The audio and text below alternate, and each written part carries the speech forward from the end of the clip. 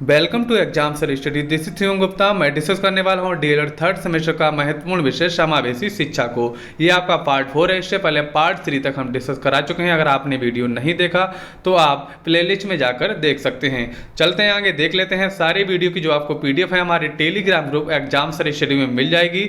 इसके अलावा सारी प्लेलिस्ट की भी लिंक आपको डिस्क्रिप्शन में उपलब्ध करा दी जाएगी। आगे देख लेते हैं डीएलएड से जुड़ी महत्वपूर्ण जानकारी तथा डीएलएड की सेमेस्टर की तैयारी करने के लिए एग्जाम सर स्टडी को सब्सक्राइब करें। चलते हैं अपने पहले क्वेश्चन की ओर, देख लेते हैं हमारा पहला क्वेश्चन क्या है। क्वेश्चन हमारा पहला है, विशिष्ट ऐसा व्यक्ति जिसकी शारीरिक मानसिक बुद्धि इंद्रियां मांसपेशियों की क्षमताएं अनोखी हैं, यह कथन किसका है। आपको कथन पूछे जाते हैं, बहुत सारे क्वेश्चन कथन से आते हैं। तो इसका सही आंसर क्या हो जाएगा फ्रेंड्स? इसका सही आंसर हो जाएगा हैबिट एंड फोरनेस, इसका सही आंसर हो जाएगा। चलेंगे अपने अगले क्वेश्चन की ओर, देख लेते हैं हमारा क्वेश्चन क्या अगला है। अगला क्वेश्चन हमारा है, परामर्श का उद्देश्य आत्म परिचय या आत्मबोध है, ये कथन किसका है। तो ये कथन किसका है भैया? ये कथन है रूथ स्टेंग का। ये कथन है किसका है? रूथ स्टेंग का ये कथन है। कथन आपको बहुत अच्छे से याद करने पड़ेंगे क्योंकि परीक्षा में ऐसे क्वेश्चन आते रहते हैं। चलेंगे अपने अगले क्वेश्चन की ओर। क्वेश्चन हमारा है, प्रतिभाशाली बच्चे की बुद्धि लब्धि होती है। बात करेंगे अगर प्रतिभाशाली बच्चे की तो कितनी होती है?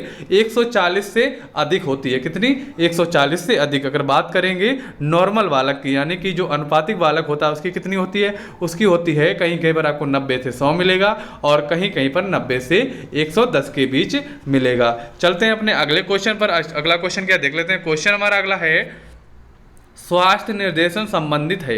स्वास्थ्य निर्देशन किससे संबंधित है? ऑप्शन आपके हैं स्वास्थ्य सुरक्षा, ज्ञानार्जन, सामाजिक संबंधों, विभिन्न व्यवसायों। तो इसका सही आंसर हो जाएगा जो स्वास्थ्य निर्देशन है स्वास्थ्य सुरक्षा के लिए है। क्यों? कि किस लिए? स्वास्थ्य सुरक्षा के लिए है। तुम्हारा सही आंसर आ हो जाएगा। चलेंगे अपने अगले क्वेश्चन की ओर। क्वेश्चन हमारा है भैया, पुस्तक a survey of the education gifted children के लेखक कौन है। तो लेखक कौन है भैया? इसके लेखक आपके हैं यानी कि क्या हो जाएगा? हैविंग हस्ट हो गए। क्या हो गया? हैविंग हस्ट इसके लेखक हैं। चलते हैं अपने अगले क्वेश्चन की ओर, देख लेते हैं हमारा क्वेश्चन क्या है। क्वेश्चन हमारा है, मनोवैज्ञानिक किक ने सामान्य एवं प्रतिभाशाली बच्चों की पहचान का आधार क्या बताया है? क्या बताया? इसका सही आंसर क्या हो जाएगा? आंसर हमारा इसका हो जाएगा बच्चों द्वारा किए गए कार्यों की गति बताएगी। यानी कि मनोवैज्ञानिक किक ने सामान्य एवं प्रतिभाशाली बच्चों की पहचान कैसे करेंगे? जैसे कि दो बच्चे हैं, आप कैसे पहचानेंगे कि ये प्रतिभाशाली है सामान्य है? हम कैसे पहचानेंगे? बच्चों द्वारा किए गए कार्यों की गति द्वारा। यानी कि हमने बच्चों को सामान्य कार्य दे दिया, दोनों बच्चों को जो आप जल्दी और अच्छा कार्य करके पहले दिखा देगा तो वही हमारा क्या होगा? प्रतिभाशाली बालक होगा। तो हमारा सही आंसर दा हो जाएगा। चलेंगे अपने अगले क्वेश्चन की ओर। क्वेश्चन देख लेते हैं हमारा क्या है। क्वेश्चन हमारा है, समस्यात्मक बच्चों की पहचान की जाती है। बात करेंगे समस्यात्मक जो बच्चे हैं उनकी पहचान कैसे करेंगे हम। पहला ऑप्शन दिया है निरीक्षण विधि करके। हाँ बिल्कुल सही है, हम उनका निरीक्षण करके भी क्या कर सकते हैं? पहचान कर सकते हैं। दूसरा है साक्षात्कार, यानी कि उसका क्या इंटरव्यू लेकर भी, ठीक है। और तीसरा दिया है मनोवैज्ञानिक परीक्षण द्वारा, यानी कि उसका मनोवैज्ञानिक परीक्षण करके। और लास्ट वाला दिया है उपरोक्त सभी। तो हम जाएंगे उपरोक्त सभी के साथ क्योंकि हमारे सारे के सारे ऑप्शन सही दिए हुए हैं। चलेंगे अपने अगले क्वेश्चन की ओर। क्वेश्चन हमारा है, सामूहिक परीक्षण होता है। बात करेंगे सामूहिक परीक्षण की तो कैसा होता है? शाब्दिक भी होता है और अशाब्दिक भी होता है। तो हमारा सही आंसर क्या हो जाएगा? दोनों हो जाएंगे। हम चलेंगे सा के साथ। चलते हैं अपने अगले क्वेश्चन की। क्वेश्चन हमारा है, ब्रेल लिपि उपयोगी है। बात करेंगे ब्रेल लिपि की, ये किसके लिए उपयोगी है भैया? ये है हमारी दृष्टिबाधितों के लिए, यानी कि जो बच्चे देख नहीं पाते हैं उनके लिए कौन सी लिपि उपयोगी है? ब्रेल लिपि। ब्रेल लिपि कैसी होती है? इसमें क्या होता है? 6 उभरे हुए क्या अंग वे होते हैं, चित्र होते हैं, जिससे सारे जो बच्चे होते हैं दृष्टिबाधित वो लोग कैसे स्पर्श करके जानते हैं, यानी कि स्पर्श करके उभरे हुए यंत्रों द्वारा वो पढ़ाई करते हैं। उसे हम क्या कहते हैं? उसे हम ब्रेल लिपि कहते हैं। तो हमारा सही आंसर आ हो जाएगा। चलेंगे अपने अगले क्वेश्चन की ओर, देख लेते हैं क्वेश्चन हमारा क्या है। क्वेश्चन हमारा भैया, पिछड़े बालक की पहचान हेतु परीक्षण क्या है? यानी कि पिछड़े बालक हैं उनकी पहचान हेतु कौन सा परीक्षण करेंगे हम? इसका आंसर देख लेते हैं। सामान्य बुद्धि परीक्षण आपका एक हो गया, दूसरा हो गया मानवीय कृति उपलब्धि परीक्षण और तीसरा हो गया नैदानिक परीक्षण। तो हमारा सही आंसर सारे सही हैं, तो हमारा उपयुक्त सभी इसका सही आंसर हो जाएगा। चलते हैं अपने अगले क्वेश्चन की ओर। क्वेश्चन हमारा है भैया, वंचित होना निम्न स्तरीय जीवन दशा या अगलाव को पोषित करता है, जो कि कुछ व्यक्तियों को उनके समाज की सांस्कृतिक उपलब्धियों में भाग लेने से रोक देता है। ये कथन किसका है? कथन ध्यान रखना आपको, क्योंकि कथन तो याद करने पड़ेंगे, तो इसका सही आंसर हो जाएगा बालमैन का है। किसका है ये कथन भैया? बालमैन का है। चलेंगे अपने अगले क्वेश्चन की ओर। क्वेश्चन हमारा है बी.एन. दास के अनुसार वंचित बालकों का लक्षण नहीं है। वंचित बालकों का लक्षण क्या नहीं है? तो इसमें सही आंसर आपको करना है, तो हमारा सही आंसर हो जाएगा उत्कृष्ट शैक्षिक उपलब्धि जो है आपकी है, किसकी नहीं है? वंचित बालकों की उपलब्धि नहीं है, यानी कि उनके लक्षण नहीं है। चलते हैं अपने अगले क्वेश्चन की ओर। क्वेश्चन हमारा है बाल अपराधी बालकों के उपचार की विधि क्या है? यानी कि जो बाल अपराधी बालक होते हैं उनकी विधि क्या है आपको बताना है। ऑप्शन आपके हैं मनोविश्लेषणात्मक हो गया, ठीक है, और दूसरा हो गया मनोवैज्ञानिक विधि हो गई, और तीसरा हो गया परिवीक्षण विधि, और लास्ट वाला हो गया उपयुक्त सभी। तो हमारा सही आंसर हो जाएगा उपयुक्त सभी, हमारा सही आंसर हो जाएगा। चलते हैं अपने अगले क्वेश्चन की ओर। क्वेश्चन हमारा है विशिष्ट वर्ग के बालक नहीं होते हैं। जो विशिष्ट वर्ग के बालक होते हैं कौन से नहीं होते हैं, बात करेंगे। पहला दिया है प्रतिभाशाली बालक होते हैं, बिल्कुल होते हैं। पिछड़े बालक भी होते हैं और विकलांग बालक भी होते हैं। अगर बात करेंगे विशिष्ट वर्ग के जो बालक हैं भैया, कौन? सामान्य बालक नहीं होते हैं। कौन? सामान्य बालक जो है विशिष्ट के अंतर्गत नहीं आते हैं। चलेंगे अपने अगले क्वेश्चन की ओर। क्वेश्चन हमारा है मनोविश्लेषण विधि के जनक कौन थे? मनोविश्लेषण जो विधि है उसके जनक कौन थे? उसके जनक थे भैया फ्रायड थे। चलेंगे अपने अगले क्वेश्चन की ओर। क्वेश्चन है प्रतिभाशाली बालक हेतु शिक्षण विधि है, कौन सी शिक्षण विधि आपको बताना है। अब पहला हो गया गतिवर्धन, ठीक है, दूसरा है संपन्नीकरण या विशेष पाठ्यक्रम हो गया, और तीसरा हो गया विशिष्ट कक्षाएं हो गई। यानी कि जो प्रतिभाशाली बालक होते हैं, यानी कि बहुत होशियार बालक होते हैं, उनका क्या? पहला गतिवर्धन हो जाएगा, संपन्नीकरण या विशेष पाठ्यक्रम हो जाएगा, विशिष्ट कक्षाएं हो जाएंगी। यानी कि उनके लिए कुछ अच्छा करके दिखाएं जब से और वो आगे जा सकें, यानी कि संपन्नीकरण कक्षाएं हो या विशेष पाठ्यक्रम हो, और उनके लिए विशिष्ट अलग से कक्षाएं की जाए। तो हमारा उपयुक्त सभी का सही आंसर हो जाएगा। चलते हैं अपने अगले क्वेश्चन की ओर। क्वेश्चन हमारा है टर्मन के अनुसार सामान्य बुद्धिलब्धि बालकों की बुद्धिलब्धि कितनी होती है। अगर बात करेंगे सामान्य की, तो आपको हम पहले ही बता चुके हैं कितनी होती है, 90 से 110। पहले मैं ऊपर पहले ही क्वेश्चन में बताया था, तो इसका सही आंसर हो जाएगा 90 से 110, इसका सही आंसर हो जाएगा।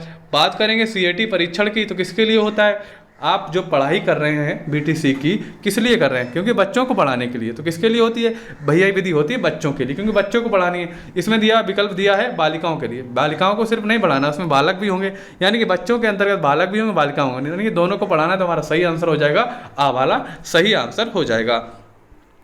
चलेंगे अपने अगले क्वेश्चन की ओर। क्वेश्चन हमारा है मनोविज्ञान शाला जो उत्तर प्रदेश में स्थित है कहाँ पर स्थित है। बात करेंगे कहाँ पर स्थित है, ये हमारा है इलाहाबाद में स्थित है। ये क्वेश्चन बहुत ज़्यादा आता है, हमारा 2017 में आया था, उसके अलावा 2018 में भी आया था, आगे देख लेते हैं। चलते हैं अपने अगले क्वेश्चन की ओर। क्वेश्चन हमारा है भैया व्यक्ति को बुद्धिमत्तापूर्ण चयन एवं सामंजस्य के दी जाने वाली सहायता निर्देशन है, ये कथन किसका है। तो ये कथन किसका है भैया? ये कथन है आर्थर जे जोन्स का। किसका है? आर्थर जे जोन्स का ये कथन है। चलते हैं अपने अगले क्वेश्चन की ओर। क्वेश्चन हमारा क्या देख लेते हैं। क्वेश्चन है निर्देशन का प्रकार नहीं है। निर्देशन का प्रकार नहीं है, कौन सा नहीं है? निर्देशन का जो प्रकार है आपका लिखित निर्देशन जो है वो नहीं है। शैक्षिक निर्देशन होता है निर्देशन में, और व्यक्तिगत निर्देशन भी होता है, व्यावसायिक निर्देशन होता है, लेकिन लिखित जो निर्देशन है वो नहीं दिया जा सकता है। तो हमारा सही आंसर क्या हो जाएगा? बा हमारा सही आंसर हो जाएगा। चलेंगे अपने अगले क्वेश्चन की ओर। क्वेश्चन हमारा है निर्देशन तथा परामर्श देने का कार्य प्रारंभ होना चाहिए। कहां से स्टार्ट होना चाहिए? ये हमारा जो है उच्च प्राथमिक स्तर से स्टार्ट होना चाहिए। कहां से? उच्च प्राथमिक स्तर पर होना चाहिए। चलते हैं अपने अगले क्वेश्चन पे और क्वेश्चन हमारा क्या देख लेते हैं। क्वेश्चन है परामर्श से संबंधित उपकरण कौन से हैं। परामर्श से संबंधित जो उपकरण हैं आपके कौन कौन से हैं? एक तो आपका संचित अभिलेख हो गया, दूसरा साक्षात्कार हो गया, और तीसरा हो गया आत्मकथा एवं निरीक्षण हो गया। तो हमारा सही आंसर हो जाएगा उपयुक्त सभी, हमारा सही आंसर हो जाएगा। चलेंगे अपने अगले क्वेश्चन की ओर। क्वेश्चन हमारा है दृष्टिबाधिता का मुख्य कारण है। दृष्टिबाधिता का मुख्य कारण क्या है? पहला है वातावरण और दूसरा है वंशानुक्रम। तो इसका सही आंसर हो जाएगा, दोनों इसका सही आंसर हो जाएगा। चलेंगे अपने हमारा अगला क्वेश्चन है अच्छी निर्देशन सेवा होती है। कैसे होती है? बाल केंद्रित होती है। कैसे होती है इसको जान लेते हैं। बाल केंद्रित का मतलब होता है बालक की रुचियों के हिसाब से पढ़ाया जाए जिससे वो अभिप्रेरित हो, यानी कि उसके पूर्व ज्ञान के अनुसार पढ़ाया जाए। पूर्व ज्ञान से ये पता चल जाएगा कि बालक को क्या आता है क्या नहीं आता और किस तरीके से सीख सकता है। ये हमारी बाल केंद्रित हो गई। अगर बात करेंगे शिक्षक केंद्रित की, शिक्षक केंद्रित क्या होता है? यानी कि तानाशाही शिक्षा मान लीजिए, शिक्षक जैसा चाहेगा वैसे ही पढ़ाएगा, चाहे बालक को समझ में आए या ना आए। तो सबसे ज़्यादा उपयोगी जो होती है क्या होती है? बाल केंद्रित होती है। चलेंगे अपने अगले क्वेश्चन की ओर। क्वेश्चन हमारा है टर्मन के अनुसार सामान्य बुद्धि बालकों की बुद्धिलब्धि कितनी होती है? बात करेंगे सामान्य बालकों की बुद्धिलब्धि जो है टर्मन के अनुसार कितनी है? 90 से 110 है। ऊपर आपको बता चुके हैं ये क्वेश्चन का आंसर क्या है, 90 से 110। चलेंगे अपने अगले क्वेश्चन की ओर। क्वेश्चन हमारा क्या देख लेते हैं। क्वेश्चन है समुदाय का अर्थ कितने शब्दों से मिलकर बना है? समुदाय, समूह प्लस दाय का अर्थ जो कितने शब्दों से मिलकर बना है? ये हमारा है 2 शब्दों से मिलकर बना है। कितने? 2 शब्दों से। चलते हैं अपने अगले क्वेश्चन की ओर। क्वेश्चन हमारा क्या देख लेते हैं। क्वेश्चन है मंडलीय मनोविज्ञान केंद्र कहाँ स्थित है? मंडलीय जो मनोविज्ञान केंद्र कहाँ कहाँ स्थित है? भैया मंडल पर स्थित होंगे। जैसे कि एक आपका आगरा मंडल हो गया, कानपुर मंडल हो गया, लखनऊ मंडल हो गया, तीनों जगह स्थित है। तुम्हारा उपयुक्त सभी इसका सही आंसर हो जाएगा। चलेंगे अपने अगले क्वेश्चन के साथ। क्वेश्चन है विकलांग शिक्षा के मुख्य आधार क्या हैं? विकलांग शिक्षा के मुख्य आधार की बात करेंगे अगर तो आपका हो जाएगा क्या? शारीरिक विकलांगता हो जाएगी, आवेगात्मक विकलांगता और मानसिक विकलांगता। इसका आंसर हो जाएगा उपरोक्त सभी हो जाएगा इसका आंसर। चलेंगे अपने अगले क्वेश्चन के साथ। क्वेश्चन हमारा है सांकेतिक भाषा किसके लिए प्रयुक्त होती है? सांकेतिक भाषा है किसके लिए प्रयुक्त होती है? श्रवण बाधित, यानी कि जिन बच्चों को क्या होता है, सुनाई नहीं पड़ता है, उनके तो बोला तो जा ही नहीं सकता है, तो उनको कैसे पढ़ाया जाए? इशारों से पढ़ाया जाता है। उनके कुछ इशारे होते हैं, संकेत होते हैं, उंगलियों से की जाते हैं, जैसे वो पहचान लेते हैं। तो हमारा सही आंसर हो जाएगा श्रवण बाधित, इसका सही आंसर हो जाएगा। चलेंगे अपने अगले क्वेश्चन पर। क्वेश्चन हमारा है निर्देशन का प्रकार नहीं है। अगर बात करेंगे निर्देशन की तो कौन सा प्रकार नहीं है? निर्देशन जो आपका है लिखित नहीं हो सकता, जो कि आपको ऊपर मैं बता चुका हूं। निर्देशन जो है लिखित नहीं दिया जा सकता, तो इसका सही आंसर बा हो जाएगा। चलेंगे अपने अगले क्वेश्चन पर। क्वेश्चन हमारा है शिक्षा प्रक्रिया में अनुकूलन की आवश्यकता नहीं होती है। शिक्षा प्रक्रिया में अनुकूलन की आवश्यकता नहीं होती है, तो इसका सही आंसर क्या हो जाएगा देख लेते हैं। पहला दिया है श्रवण बाधितों के लिए, अस्थिबाधितों के लिए, और तीसरा है प्रतिभाशाली के लिए, और चौथा है दृष्टिबाधितों के लिए। तो इसका सही हो जाएगा क्या? सा वाला हो जाएगा। प्रतिभाशाली बालकों के लिए क्या आवश्यकता नहीं होती है? अनुकूलन की आवश्यकता नहीं होती है। चलेंगे अपने अगले क्वेश्चन पर। क्वेश्चन हमारा क्या देख लेते हैं। क्वेश्चन है विकृत बालकों को बनाना चाहिए। विकृत बालकों को क्या? आत्मनिर्भर बनाना चाहिए। यानी क्या बनाना है? आत्मनिर्भर बनाना है, जिससे वो अपनी पढ़ाई लिखाई के बाद अपना पालन पोषण स्वयं कर। मतलब हो गया श्रवण बाधित, दृष्टि बाधित, यानी कि ऐसे बालक जिनकी फिजिकल प्रॉब्लम हो, शारीरिक प्रॉब्लम हो, उनको आत्मनिर्भर बनाना है। यानी कि पारिवारिक जो है, पारिवारिक लोग वो कभी निर्भर नहीं हो सकता, ना ही सरकार पर निर्भर हो सकता है। जैसे कि विकल्प में दिया है परिवार हमेशा साथ नहीं देगा ना सरकार, लेकिन अगर उसको शिक्षा अच्छी दे दी जाए तो वो खुद आत्मनिर्भर बन सकता है। चलते अपने अगले क्वेश्चन की ओर देख लेते हैं। क्वेश्चन हमारा क्या है। क्वेश्चन है वर्तमान में निःशक्त बच्चों की शिक्षा को क्या कहा जाता है? तो आपको बताना है वर्तमान में जो निःशक्त बच्चे होते हैं, निःशक्त का मतलब हो गया विशेष बच्चे।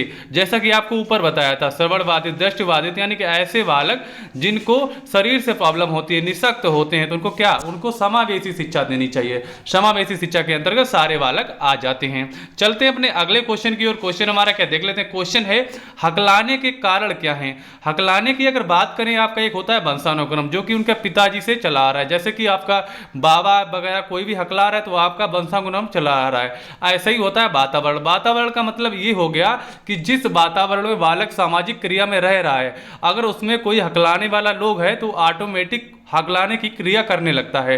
तो ये हमारा सही आंसर हो जाएगा सा वाला। चलते हैं अपने अगले क्वेश्चन की ओर। क्वेश्चन हमारा है मनोविज्ञान केंद्र का प्रमुख कार्य क्या है? अगर बात करेंगे मनोविज्ञान केंद्र की तो उसमें होता क्या है? निर्देशन देना होता है, प्रशिक्षण, यानी कि अध्यापक का प्रशिक्षण, और ऊपर से जो अधिकारी होते हैं उनका प्रशिक्षण, जैसे कि बीएसए हो गए, इनका प्रशिक्षण किया जाता है। उसके अलावा शोध कार्य भी किया जाता है। तो हमारा सही आंसर हो जाएगा दा वाला, यानी कि सारे के सारे इसमें कार्य किए जाते हैं। चलेंगे अपने अगले क्वेश्चन की ओर। क्वेश्चन हमारा क्या देख लेते हैं। क्वेश्चन है वाक् दोष के प्रमुख प्रकार हैं। अगर बात करेंगे वाक् दोष की, ये क्वेश्चन आपको हम 4-5 बार करा चुके हैं ऊपर, यानी कि पार्ट 4 चल रहा है, पार्ट 3 तक इसमें हम 4-5 क्वेश्चन इसके करा चुके हैं। अगर बात करेंगे वाक् दोष की 6 प्रकार का होता है, जैसे कि आपका हो गया उच्चारण करने की मतलब दोष होता है, जो हकलाने का दोष हो, ऐसे हमारे जो होते हैं वाक् दोष होते हैं। चलते अपने अगले क्वेश्चन की ओर। क्वेश्चन हमारा है निर्देशन एवं परामर्श द्वारा बताया जा सकता है। क्या बताया जा सकता है, देख लेते हैं। ऑप्शन दिया है क्या करने योग्य है, और दूसरा है क्या ना करने योग्य है, और तीसरा दिया है विकल्प आ या बा दोनों, यानी कि हमारे दोनों ऑप्शन सही हैं, तो हम चलेंगे सा के साथ। चलते हैं अपने अगले क्वेश्चन की ओर। क्वेश्चन हमारा क्या देख लेते हैं। क्वेश्चन हमारा है भैया आगे, चुनौतीग्रस्त बालकों के लिए कौन सी उपयोगी होती है। चुनौतीग्रस्त जो बालक होते हैं कौन सी विधि जो है उपयोगी होती है, देख लेते हैं। पहला दिया है विशेष शिक्षा, दूसरा समावेशी शिक्षा, और तीसरा हो गया बाल शिक्षा, और चौथा हो गया एकल शिक्षा। बात की जा रही है समावेशी शिक्षा का, तो हमारा सही आंसर हो जाएगा समावेशी शिक्षा, क्योंकि चुनौतीग्रस्त का मतलब हो गया दृष्टिबाधित, जैसे समस्यात्मक बालक हो गए, ऐसे बालक जो होते हैं समावेशी शिक्षा के अंतर्गत आते हैं। चलेंगे अपने अगले क्वेश्चन की ओर। क्वेश्चन हमारा है विशिष्ट बालक के अंतर्गत होते हैं। बात करेंगे अगर विशिष्ट बालक के अंतर्गत कौन कौन से होते हैं। पहला आपका ऑप्शन है प्रतिभाशाली और चुनौतीग्रस्त बालक, और दूसरा है मानसिक रूप से मंद बालक, और तीसरा है प्रतिभाशाली बालक, और लास्ट वाला है शारीरिक रूप से कमजोर बालक। बात करेंगे विशिष्ट बालक की, जैसा कि आपको ऊपर क्वेश्चन आ चुका है, तो हमारा सही आंसर क्या हो जाएगा, सही आंसर हो जाएगा हमारा ए वाला, यानी कि आ हमारा सही हो जाएगा। प्रतिभाशाली और चुनौतीग्रस्त बालक ऐसे होते हैं। चलेंगे अपने अगले क्वेश्चन की। क्वेश्चन हमारा है देखते हैं डिसलेक्सिया शब्द से किस अक्षमता का प्रदर्शन होता है। अगर बात करेंगे डिसलेक्सिया की, तो किसका होता है, पठन संबंधी अक्षमता का होता है। इस क्वेश्चन हम आपको पहले पढ़ा चुके हैं, आपने पार्ट 3 तक देख ही लिया होगा। अगर बात करेंगे लेखन में क्या होता है, लेखन की अक्षमता कौन सी होती है भैया, होती है डिसग्राफिया, जिसे हम डिस्प्रैक्सिया भी कहते हैं, तो ये हमारी हो जाएगी लेखन की। अगर बात करेंगे गणितीय क्षमता की, तो क्या होता है, ये होती है डिसकैलकुलिया, और इस क्वेश्चन की बात करेंगे तो इसका आंसर हो जाएगा पठन संबंधी अक्षमता जो होती है डिसकैलकुलिया हो जाएगी क्या, पढ़ने की अक्षमता डिसकैलकुलिया, या फिर इसे एलेक्सिया भी बोलते हैं। चलेंगे अपने अगले क्वेश्चन की ओर। क्वेश्चन हमारा है सामान्य बुद्धि स्तर के बालकों की बुद्धि लब्धि कितनी होती है।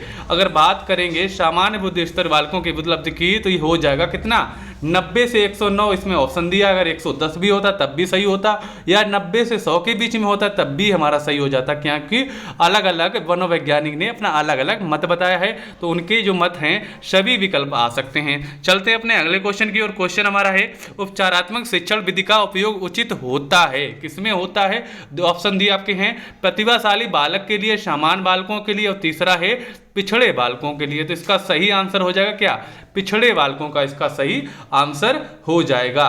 चलेंगे अपने अगले क्वेश्चन की ओर। क्वेश्चन हमारा क्या देख लेते हैं। क्वेश्चन है हमारा भैया दृष्टि दोष से ग्रस्त बालकों के लिए उपयोग लिपि कौन सी होती है।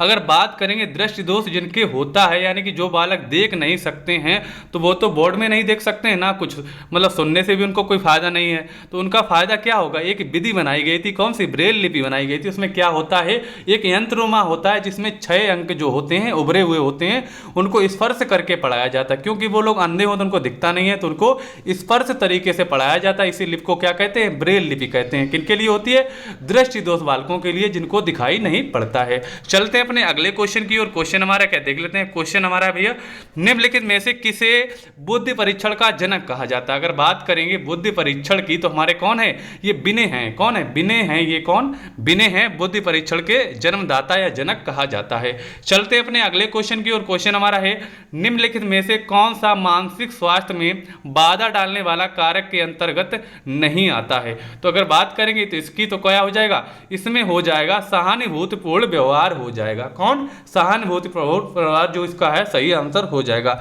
चलेंगे अपने अगले क्वेश्चन की ओर। क्वेश्चन हमारा है मनोविज्ञान शाला उत्तर प्रदेश में कहां स्थित है। अगर बात करेंगे उत्तर प्रदेश की, तो ये आपके इलाहाबाद में स्थित है। कहां, प्रयागराज में स्थित है। चलेंगे अपने अगले क्वेश्चन की ओर। क्वेश्चन हमारा क्या देख लेते हैं। क्वेश्चन है निम्नलिखित में से कौन सा दृष्टिबाधित बालकों का शैक्षिक उपकरण नहीं है। अगर बात करेंगे दृष्टिबाधित बालकों की, तो उनका जो उपकरण है ग्राफ शीट नहीं आता, उनके अंतर्गत क्या आता है, ब्रेल जो आता है स्लेट आता है, ध्वनि रहित कैसेट भी आता है, टेलर फ्रेम भी आता है, लेकिन ग्राफ सीट नहीं आता है। चलेंगे अपने अगले क्वेश्चन पर। क्वेश्चन हमारा क्या देख लेते हैं। क्वेश्चन है, परामर्श में व्यक्ति को समस्या समाधान हेतु सहायता किस माध्यम से दी जाती है। इस माध्यम से दी जाती, वार्तालाप माध्यम से दी जाती है। किससे? वार्तालाप माध्यम से। इसमें दिया है चित्रों से बिल्कुल नहीं, कहानी से भी नहीं, और गीतों के माध्यम से तो बिल्कुल भी नहीं। तो हमारा सही आंसर हो जाएगा वार्तालाप के माध्यम से। अगर फ्रेंड्स आपको हमारे वीडियो अच्छा लगा, वीडियो को लाइक करें और ज्यादा से ज्यादा शेयर करें। अगर आपने मेरे चैनल को सब्सक्राइब नहीं किया, सब्सक्राइब कर लें। अब आपको मिलते हैं अपने अगली वीडियो के साथ, तब तक के लिए जय हिंद, वंदे मातरम साथियों।